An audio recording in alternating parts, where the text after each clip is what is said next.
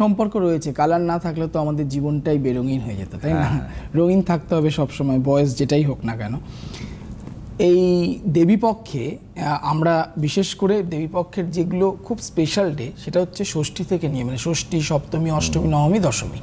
এই প্রত্যেকটা দিন কিন্তু একটা নিজস্ব, মানে আমরা যেহেতু মায়ের কাছে যাই, প্রেয়ার করি, কেউ উপোস করেন 5 দিনই, কেউ হয়তো করতে পারেন না, শুধু মহাষ্টমীর পুজো দিচ্ছেন, তো তাদের ক্ষেত্রে কিছু রঙের ব্যবহার করা উচিত। জানি এতদিনে হয়তো বা অনেকেরই পুজোর মার্কেটিং করা হয়ে গেছে, কিন্তু সেই মার্কেটিংয়ের যে ড্রেসগুলো কেনা হয়েছে তার মধ্যে আমি যে রঙগুলো বলবো অবশ্যই আপনারা খুঁজে পেতে পারেন।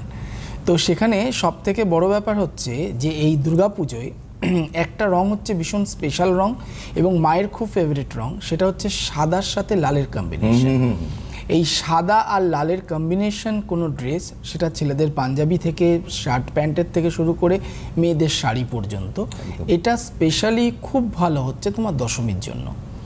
দশমীর দিন ব্যবহার করা যেতে পারে। কিন্তু একটা দিন হচ্ছে, মানে প্রত্যেকটা দিন যে আমরা পার করি রবি থেকে নিয়ে একদম শনি পর্যন্ত, তার নিজস্ব ব্যক্তিগত কিছু কালার রয়েছে।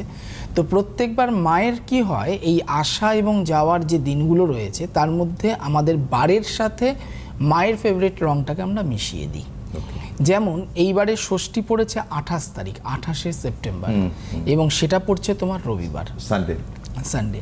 তো 28শে সেপ্টেম্বর রবিবার, ওই দিনকে মায়ের অকাল বোধন হয় সন্ধেবেলাটায়, আমরা দেখেছি। ষষ্ঠী একটা স্পেসিফিক টাইমও রয়েছে এবং তার সাথে হচ্ছে মায়ের অধিবাস হয়।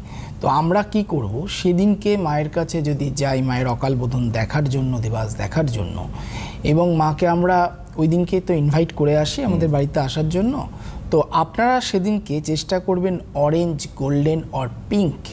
অরেঞ্জ মানে কমলা, গোল্ডেন মানে যে কোনো golden colour, yellow, deep yellow হতে পারে, পিঙ্ক মানে গোলাপি রঙের কোনো পোশাক পরার, এবং সেটার সাথে সেই পোশাকের কম্বিনেশন কিছু আপনি পরতে পারেন।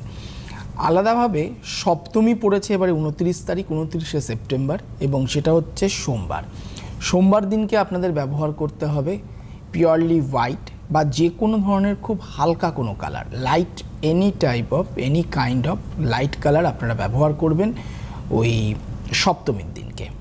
অষ্টমীর দিনটা আমাদের কাছে একটা ভীষণ স্পেশাল ডে।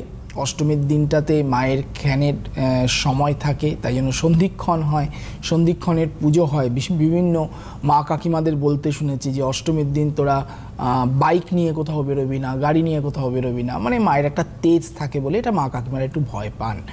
তো সেক্ষেত্রে আমরা তো মা আসছেন, মায়ের কাছ থেকে তো সমস্ত রকম প্রার্থনা করছি যাতে আমাদের চারদিকটাই পজিটিভ হয়, ভালো হয়, সুন্দর, সুস্থ, স্বাভাবিক জীবন সবাই লিড করতে পারেন, সেটাই আমরা চাইব। এবং অষ্টমীর দিন মঙ্গলবার দিন অবশ্যই কিন্তু লাল রঙের বা যে কোনো বোল্ড কালারের পোশাক পরতে পারেন।